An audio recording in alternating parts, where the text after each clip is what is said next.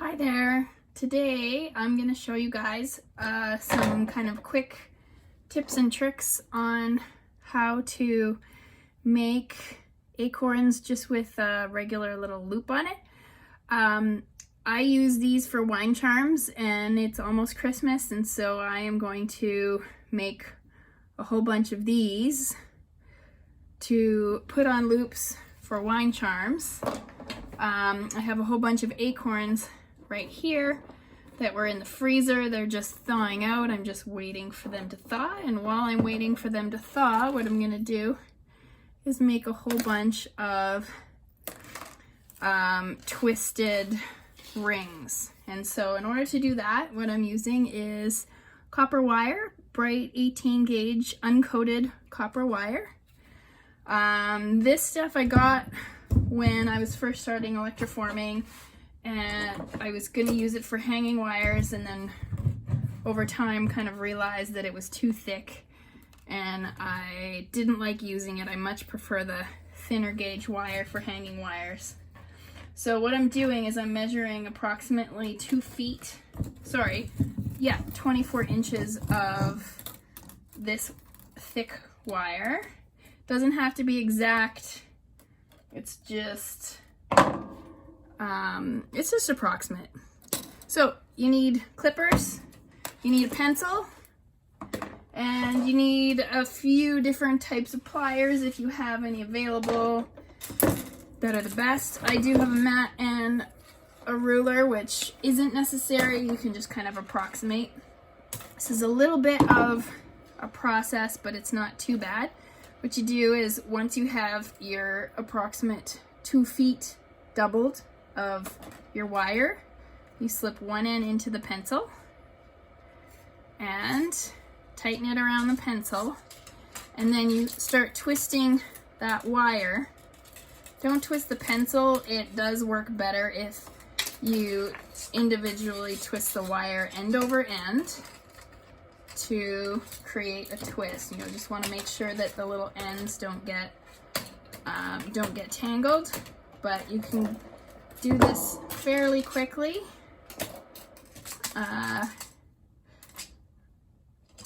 And you just keep twisting the entire length.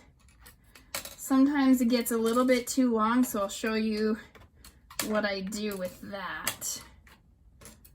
So I just twist as far as I can twist in order to have a nice, smooth, even braid, basically. And then as soon as it starts to get difficult, then what I'm gonna do is I'm going to move this to the end, use my needle nose or bent pliers just to then take this and start twisting it around the pencil. So it's a little bit finicky just while it's long like this. Sorry, I'm going out of the camera frame because I'm just trying not to poke myself in the eye. So I'm just gonna twist it around the pencil a little bit. There we go. So you can see it's twisted around the pencil. I'm just gonna shove it together and tighten it. Now it's short again, and this is easier for me to work as well. And so I'm just gonna kind of carry on doing this until it gets unwieldy again. Twist it around my pencil, and then pretty soon I will have like a coiled spring wrapped around my pencil. And that's kind of where the fun part happens. So, twisting this around. I'll cut the rest of this out and show you what happens at the end. Okay, so we're getting to the end, and I'll just show you how I finish off the end. I have flat nose pliers, which are excellent for this kind of work. And I'm just twisting the last little bits of copper around on itself, and then the rest of it goes around the pencil. I'll clip that off to make the end even. And I will flatten it down with my flat nose pliers, just so it is sitting along the pencil nicely. Okay, so I have a big twist of double twisted wire sitting around my pencil. Just gonna make sure that the edge is straightened out and flattened down just while it's on my pencil. And this is the fun part. I actually really enjoy making these. So I'm just gonna twist this off my pencil, and that first layer that I had squeezed down, I squeezed onto the pencil a little bit too hard, so it's too tough for me to get it off the pencil. So there we go. So I'm just loosening this coil off the pencil, and then you take your clippers again and you find the edge and you just clip along your spring.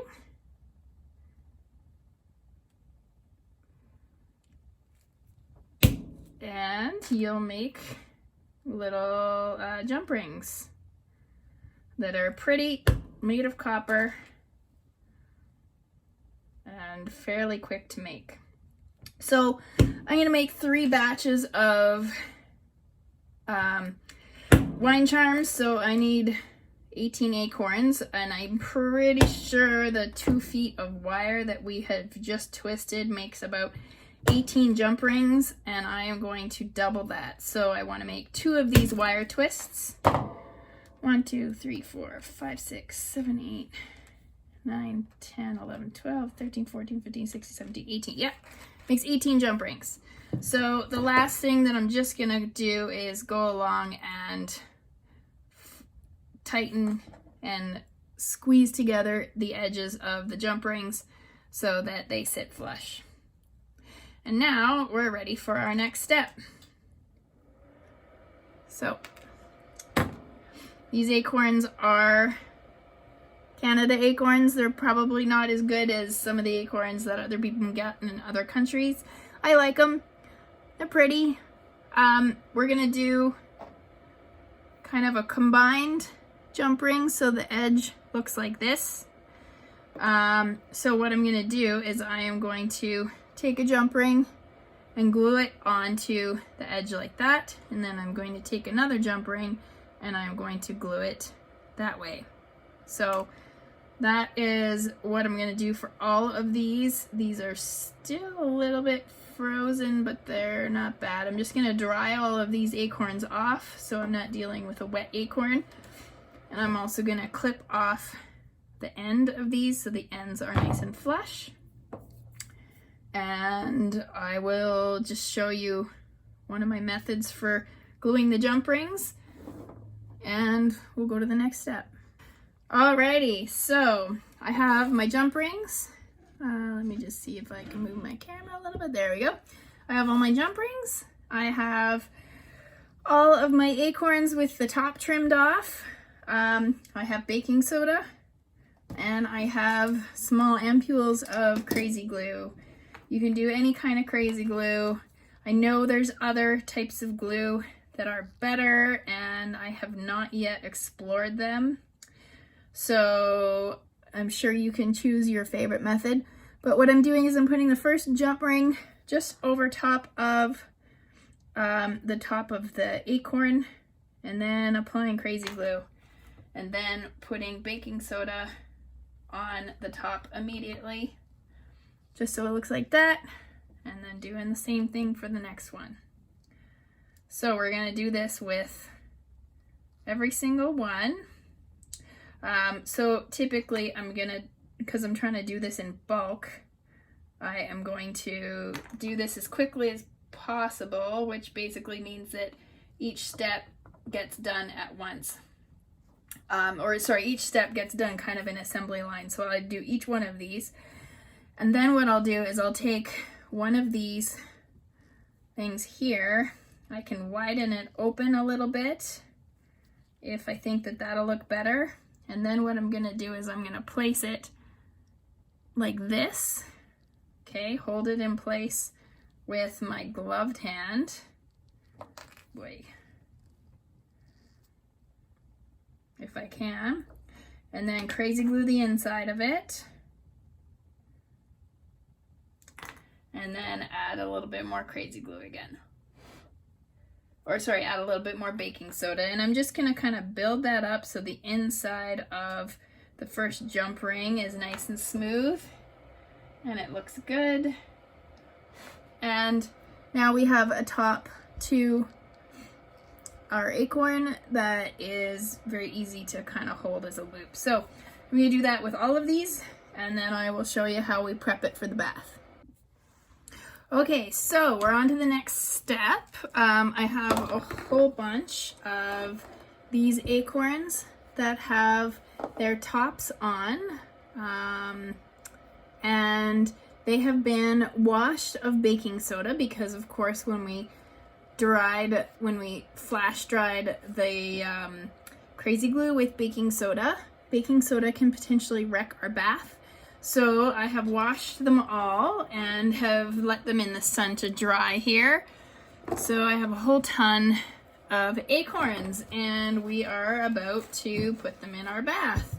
So in order to do that, I use Jason Walsh's organic solution. It is fantastic. I love it. It's one of the main things that I use for my electroforming. And the biggest problem that I think people have with acorns is partial coverage. Especially these acorns here. They have all of these really kind of pretty but annoying little mossy textures around the edge, like little hair texture. That looks really, really nice once it's electroformed, but it actually doesn't electroform well. So if you make a little hook with your wire and hang it like you would normal stuff, first and foremost, the problem is going to be that the acorn is going to float off the hook. But the second problem is that a lot of times the copper is going to start coating up here. It's going to get to these little hairs and it's not going to properly coat the bottom part of the acorn either. So in order to kind of circumnavigate that, what I do instead is find just a little spot close to the edge of the acorn and literally pierce the acorn itself with my 22 gauge wire. So that's 22 gauge wire, which is the copper wire that I use for my bath. And once it's pierced, now, as long as I use something to clamp it down onto the bus bar, it is not going to float. So it's not going to kind of go up and float to the top. So it'll not only coat better, but it'll also start coating on kind of both sides. So you'll get a little bit maybe more of a uniform coat.